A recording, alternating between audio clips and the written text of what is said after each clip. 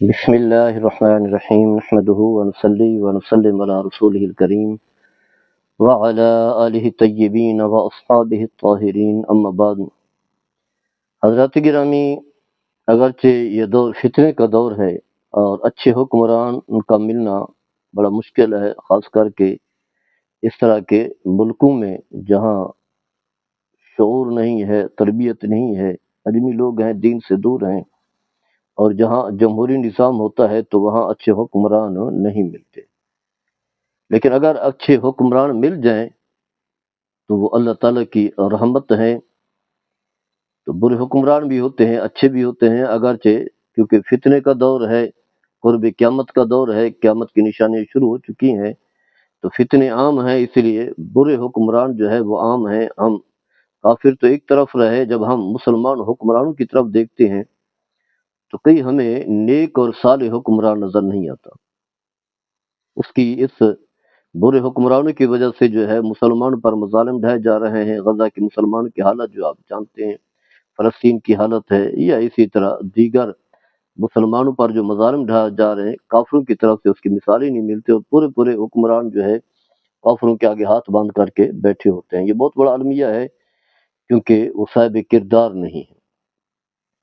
اگر اچھے حکمران مل جائیں تو یہ بہت بڑا اعزاز ہے اور بڑی فضیلت بھی بیان کی گئی، کیونکہ اسلام نے اچھائی کو بھی بیان کیا ہے، اس پر ملنے والا جو اجر و ثواب ہے، اسے جو ملنے والا اعزاز ہے اس کا تذکرہ بھی کیا ہے۔ تو حکومت بھی ایک اعزاز، نیکی ہے، ایک خوبی ہے۔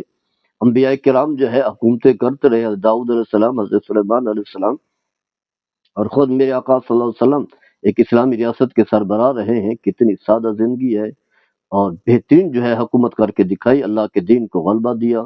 پھر آپ کے جو خلفاء ہیں، آپ کے جو خادم ہیں، ابو بکر رضی اللہ تعالیٰ عنہ، عمر بن خطاب رضی اللہ تعالیٰ عنہ، عثمان غنی رضی اللہ تعالیٰ عنہ، حضرت علی المرتضیٰ، یہ بہترین خلفاء تھے۔ عمر بن عبدالعزیز ہے، بعد میں بڑے اچھے حکمران جو ہے وہ آتے رہے۔ اسلام کی تاریخ جو ہے اچھے حکمرانوں سے جو ہے بھری پڑی ہے، جس کی وجہ سے دیکھیں اسلام پوری دنیا میں پھیلا، اور مخلوق کے خدا نے آرام اور راحت کی زندگی جو ہے گزاری، کیونکہ جب حقدار تک اس کا حق پہنچ جائے تو پھر یہ حکومت کے لیے ایک بہت بڑی قربانی ہوتی ہے اور اس کے بہت بڑا اعزاز ہوتا ہے۔ تو چند حدیث جو ہے سماعت فرمائیں گے۔ حدیث پاک میں آتا ہے، نبی کریم صلی اللہ تعالی علیہ وسلم نے فرمایا کہ 7 قسم کے لوگ قیامت کے دن اللہ تعالیٰ کی رحمت کے سائے میں ہوں گے، اللہ کے سائے میں ہوں گے۔ اور پھر فرمایا کہ اس دن جو ہے قیامت کے دن اللہ کی رحمت کے سائے کے علاوہ اور کوئی سایہ نہیں ہوگا۔ ایک قیامت جو ہے خوفناک منظر ہے، لیکن کچھ لوگ ایسے ہیں جن پر اللہ کا سایہ ہوگا، اللہ کی رحمت کا سایہ ہوگا۔ تو انہی میں سے آپ صلی اللہ تعالی علیہ وسلم نے فرمایا کہ امام عادل بھی ہے، یعنی حکمران ہے، انصاف کرنے والا ہے، مخلوق خدا کی فکر کرتا ہے۔ تو فرمایا قیامت کے دن رحمان کی دائیں جانب، دائیں طرف نور کے ممبر پر ہوگا، یعنی اس کے لیے ممبر بچھایا جائے گا، ممبر بھی نور کا ہوگا، اور اللہ کی دائیں جانب جو ہے وہ اسی ممبر پر بنا جمع ہوگا۔ اتنا بڑا اعزاز مل رہا ہوگا۔ فرمایا اللہ کے دونوں طرف جو ہے وہ دائیں ہیں، دونوں طرف جو ہے نا۔ اسی طرح حضرت عبداللہ بن عمر رضی اللہ تعالیٰ عنہ روایت کرتے ہیں، نبی کریم صلی اللہ علیہ وسلم نے فرمایا انصاف کرنے والے قیامت کے دن اللہ کی دائیں طرف ہوں گے۔ اللہ کے دونوں طرف جو ہیں وہ دائیں ہیں۔ وہ لوگ اپنی حکومت اور گھر میں عدل انصاف کرتے تھے۔ اسی طرح نبی کریم صلی اللہ علیہ وسلم نے فرمایا قیامت کے دن اللہ تعالیٰ کو سب سے زیادہ ناپسندیدہ اور سخت عذاب کا مستحق ظالم امام حکمران ہوگا۔ تو اس حدیث میں بھی اسی بات کو جو ہے وہ واضح کیا گیا ہے، گویا کہ اچھا حکمران ہے تو اس کی تعریف و توصیف کی گئی ہے، اسے اللہ کی طرف سے ملنے والے اعزاز کو بیان کیا گیا ہے۔ تو یہ اسی صورت میں ہوتا ہے کہ اگر جو ہے حکمران جو ہے تقوی والا ہے، خوف خدا والا ہے، اللہ سے جڑا ہوا ہے، نماز روزے سے اس کا تعلق ہے، تو اسے فیصلہ صحیح کرتا ہے تو اللہ کے ہاں عزت بھی پاتا ہے۔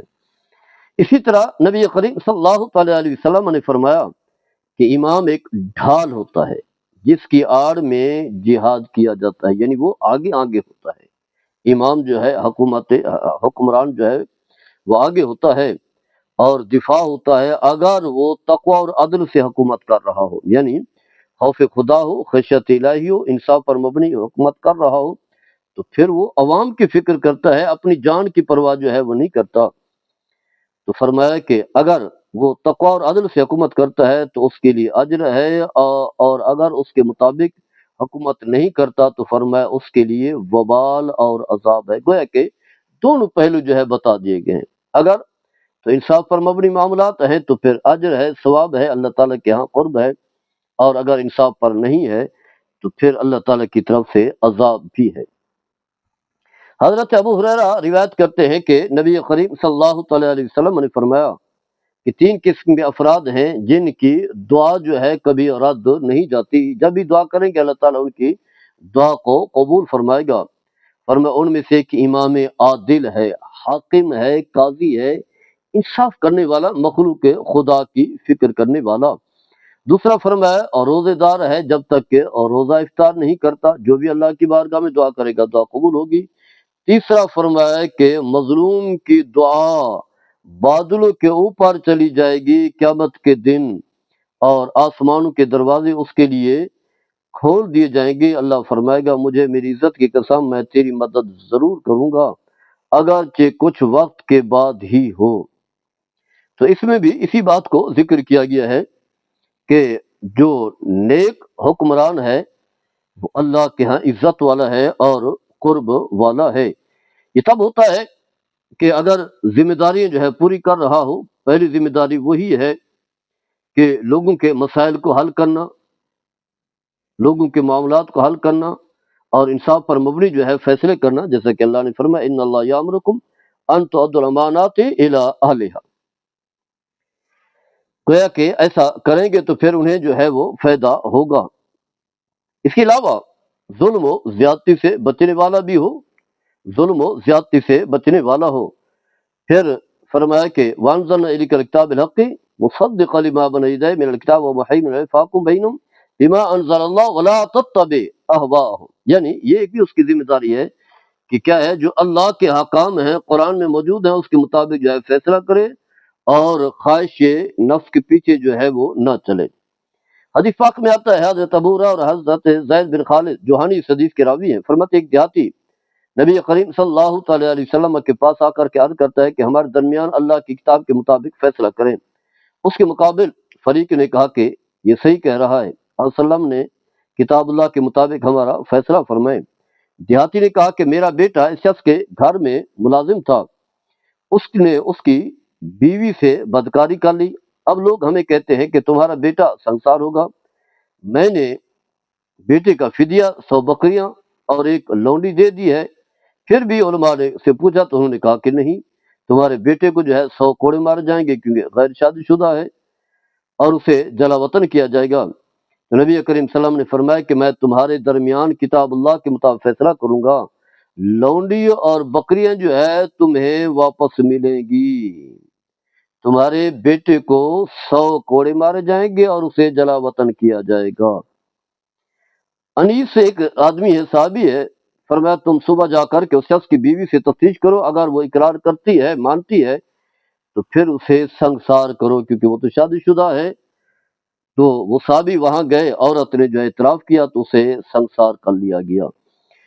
تو گویا کہ نبی کریم صلی اللہ تعالی علیہ وسلم نے کتاب اللہ کے مطابق جو ہے فیصلہ کیا، جو بھی بدکاری کے ارتکاب کرے اگر غیر شادی شدہ ہے تو اسے کوڑے مارے جائیں، کوئی بھی ہو، اور جو شادی شدہ ہے اسے سنگسار کیا جائے۔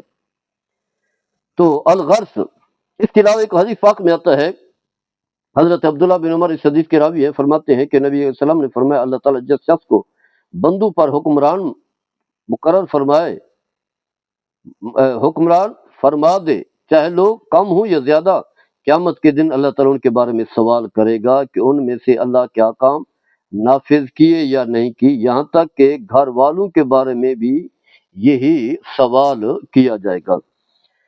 حضرات گرامی،